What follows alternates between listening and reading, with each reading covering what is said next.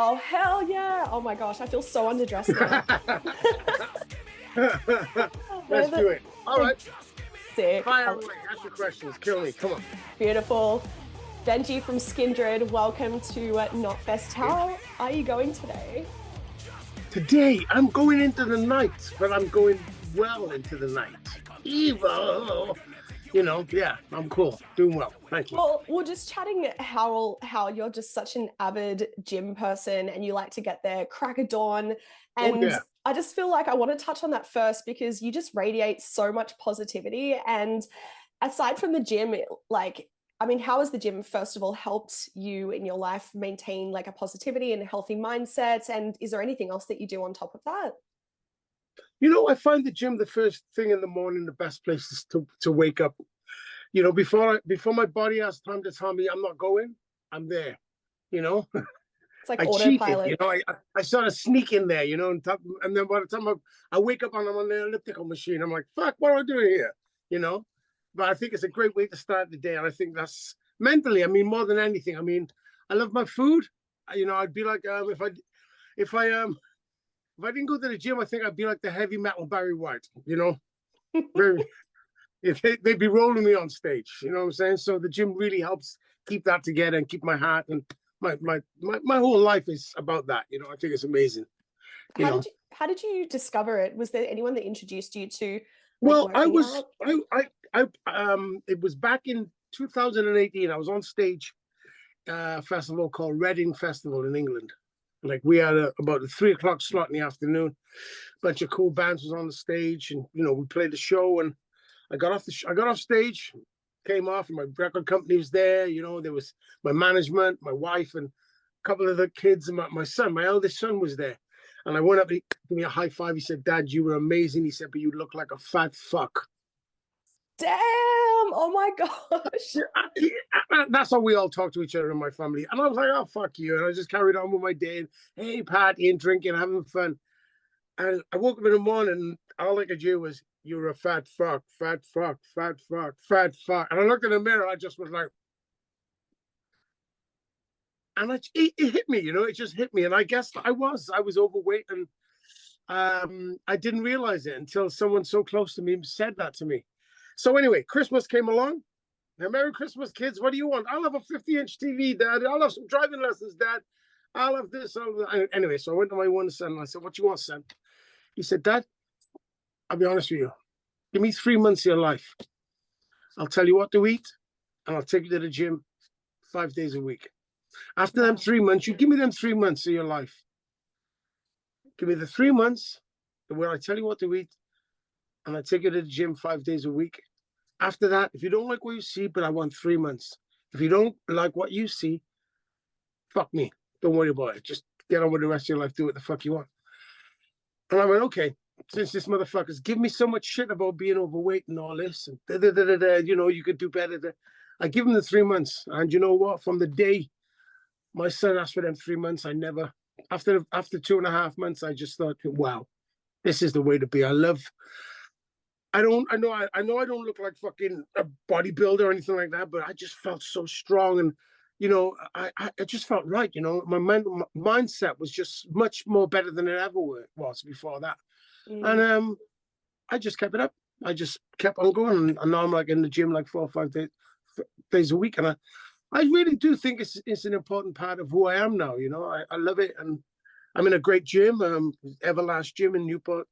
And I meet a lot of people in there, good people with some great stories, you know, encouraging each other to keep going and get in the fight. So that was my gym story. That's amazing. That's so cool. And I think what you said about like getting there before your brain actually wakes up and realizes that you're on the treadmill, there's something to that. Having that autopilot, I don't know. Yeah, just having it on autopilot, I guess. Yeah. I think that, like you said, it's just, you know, you get into it's like a habit. You know, I used to smoke cigarettes, you know, and that was a great habit and I enjoyed it. And then one day I smoked a cigarette and I was like, this is fucking shit. You know, it smells, tastes. And I stopped. You know, I stopped. And I think I'm so glad that the habit that I got now is going to the gym. And I don't feel right when I don't go to the gym. You know, I know it's not for everybody, but I really think it's good. And, you know, the healthy eating choice as well. You know I don't want to sound like some sort of fucking fitness guru here, but you know, I just think like, you know, when you get to a certain age in your life, you've got to sort of grab hold of the wheel a little tighter, you know? Yeah, absolutely. No, it's so cool to hear. Like, I love hearing like established musicians talk about health and wellness, because I feel like Yeah, man. it's not, I don't know, it's just such a great message to put out there, and I don't know, I just think it's inspiring. Yeah, I mean, you know, you got to get up to get down. That's, you know, that's simple as that, like, you know, Yeah, and vice absolutely. versa, you know, and I just think it's something that it helped me, and I'm sure that that can help a lot of people. I always tell people that all the time, you know. Well, I feel motivated now. I've got a There gym. you go, look I've got a at gym next door, and there's absolutely no excuse for me not to go there. So. that.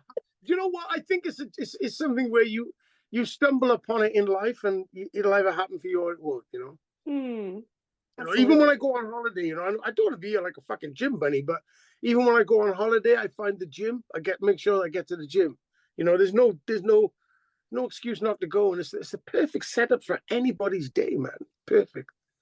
Now to something completely different. You recently won Best Alternative Music Act at the MOBO Awards. Massive Yeah, that was cool. congratulations. I'll Uh, take that. Congratulations. Thank you. you had so many people backing you to like not only win the award, but to chart recently with your album Smile. But first of all, what does the MOBO Award mean to you? You know, I mean, I watched the Mobile Awards since it started about 20 years ago. And mobile, people say, what does mobile mean? It means music of black origin. And Skindred are definitely a band that, as much as we play rock music and heavy metal and punk rock, as far as I'm concerned, we're definitely a music of black origin. We use the elements of dancehall reggae music, which I always think people always say, "Oh, reggae's just smell." It was no, it's you know the way I've always wanted to mix like Pantera with Buju Banton and do that. You know, when I used to listen to just straight up metal, I always thought, what about if so and so was doing this, or they had like Bob Marley singing for Fleetwood Mac, or you know, I always thought, even as a kid growing up, and I always wanted to make worlds collide but unite. You know what I mean? I love that. You know, and that was something that growing up I always wanted to do. The Mobos for me is like a stamp. You know, when I used to watch the Mobos, I always wondered to myself, why haven't they going to play? Why is there no rock bands in this? Why is this not fair? You know, the same music of black origin, and you know, why is there no alternative music in this? And 2 years ago, up the came they had an alternative award. I can't remember who won it, but I was like, wow, I'd love to get that. You know, it's an award I'd love to have in my house. And yeah, they called us this year and we won it. You know, and I was blown away. It just meant so much to me, being a black metal kind of rocky kind of band. You know, I just wanted that to say, look, I'm black too. You That's know, yeah. that's You so know, and cool. it was just great that, you know, I mean, and it's not like you got to be black to have that thing. You just got to be music of black origin, which Skindred has, you know. And we got Persian people in our band, we got Scottish people, and you know, we got French people in our band, you know. I mean, our heritage, you know. So yeah, man, Very cool. it's a big one. It is a big one. I mean, I got a few awards around the house, you know, but that one really does make me feel good.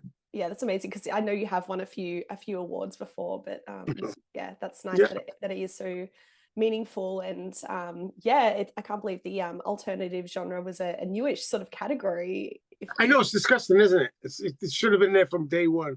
I always yeah. think that, yeah, I think music should be equal. You know, it's not fair that great musicians you'll never hear them. The most of the ones like at the top, they're not the best. They're the Mm-hmm. fucking luckiest. You know what I'm Mm. saying? I know musicians who slay and they're amazing, but they just haven't got that machine that make them to do that. You know, and there's a lot of amazing musicians out there who don't make it. You know, Mm. vocalists and people I've never heard of before. And, you know, and then you listen to them and someone will say, oh, they're dead. Say, what? You know? Yeah. Yeah. Oh my Yeah. gosh, I think about that all the time. It's Yeah, crazy. it's true though. I mean, you know, even in my hometown, we got some amazing artists who should be there, but you know, it's the machine that takes you there, the elevator you get in, you know, because everyone gets in this weird rock and roll elevator and it does this and chucks you out on different floors, you know, and that's what I find is that not everybody gets this, not everybody deserves to be I think everybody. No, what I'm trying to say is not everybody can get to where they should be. That's the way. That's what I'm trying to say. You know, but equally as talented, as anybody else. And why do you think it is that some artists are able to get on the elevator and some aren't, or some are just able to go a few levels, so to speak, and some go right to the top? I think it's the machine, you know. I think the machine, the thing that drives the elevator spits you out on different floors, you know. And some people, they get out on the wrong floor and they'll fuck up and they'll go back down. You know what I mean? That's simple as that. It's a machine that takes you there. For me, as an artist, as a musician, I've been doing this 23 years with Skindred. I mean, I'm really proud to say that, you know. And we've been working hard. And when I say working hard, you know, it's never been a slog. You know, many a times I've sat at home going, oh, what about me? What about us? We're good too. Why can't we do this? Why can't we do that? And it still happens to even to this afternoon. I was looking at some bills and going, why can't we be on that bill? You know, I just think you gotta, as a musician, if you've got something to say, which I know Skindred has something to say, I think you can't, you know, it'll come your way if it's gonna happen for you, it'll come. But I don't think you gotta remain blinkered in the race called life. Otherwise, you're watching other people and getting jealous and envious. And it's true. You know, I'm a human being. I'm going to feel that way when I see someone who I think is not as talented as me, you know, getting further than what I am. But I think you just got to remain blinkered and keep your message and keep your vibe right. You know, whatever message it may be. You know, and I just think that you got to stay on the path and not watch anybody else. You know, and your time will come. You know. Absolutely. Love that. Well, quickly to your album Smile, it charted in the UK, got, you know, in the top 5 of the charts. So congratulations on that. Thank you very much. I want to do some quick fire questions because the album's still like relatively new, and with, you know, brand new. Bob Marley, do you know Bob Marley's album, you know, it's like 40 years old and people are acting like it's new. Skindred's new album Smile's been out 6 months. Come on now. Yeah. Youngest baby. Look, there she is. Come on, Skindred. There she is. She's only a little baby. Well, yeah. You know, people might be seeing you for the first time at Knotfest Australia. So I wanted to do some quick fire questions about Smile. So first up, I mean, I just love the album. I'm just such a big fan of any sort of genre crossover and just fuck the rules. Like, we're just going to do what we think sounds good. Right. Yeah, definitely. I mean, Disappointed Love is probably one of my favorites. The way it kind of swings back and forth. Too. Oh, really? Nice. Yeah, well, I love that tune. I mean, it's for me. That's what I set out to do earlier on when we were talking about taking that whole different kind of energies and putting them together to make one. Disappointed Love is right up there. I agree with you. Well, okay. So a couple of rapid fire questions. What is the song that never fails to hype the crowd? Nobody gets out alive. Hell yeah. Fucks them up. Yeah. What's the song that you choose, that you would choose to hype you before you go on stage? You know, I'd like to watch Michael Jackson live in concert at Budapest.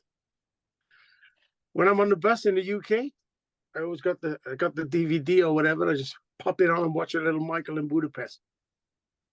Yeah, that fires me up. That's awesome. Off the album though, is there any particular song? Off the album? No, sorry. No, I loved that answer though. Yeah, okay. I don't know. I wouldn't play a song of Skindred's to go on stage to. Fair. Fire me up. Anyone else except Skindred, I think. What is the most meaningful song off the album for you? L-O-V-E, Love. Nice. Because it says L-O-V-E, Love. And in a time like this that we're in, with this madness going on all around us, look, all around us, is everywhere, the madness, you can fucking catch it. In a time like this, L-O-V-E is the most important thing that we need right now. And that is going to last forever and ever and ever. That won't die. Love won't die. And it will win every fucking time. I love that. I feel like that is just such a great note to end on. But before we officially wrap up, are you looking forward to coming to Australia? Like, you know, I love Australia. I'm looking forward to coming over. This is my wife's first time. She's coming with me. We're gonna have such a good time. I can't wait to go to Hungry Jack's. Hungry Jack's? Oh no. It's terrible, isn't it? It's terrible. I know I shouldn't say it, but you know, I just can't wait to get that fucking disgusting burger in my mouth. It's been a while. A Whopper? A Yeah, Whopper burger? yeah, Whopper. Triple Whopper. I ain't fucking around. Yeah. I know it's bad, but what are you gonna do? But that's why I go to the gym. Exactly. Yeah, see, it came full circle, didn't it? Huh? Just tied everything up in a bow. Yeah, I'm Absolutely looking forward. love it. I really am looking forward to going to Australia. I can't wait to get on the flight, take some Valium, land in Australia. Excellent, excellent. Thank you. Well, we're really looking forward to having you as well. Looking forward to seeing you in Melbourne, Sydney and Brisbane at Knotfest Australia 2024. Benji, it's been an absolute pleasure talking to you. Thank you so much for your time today. More than welcome. Thank you so much.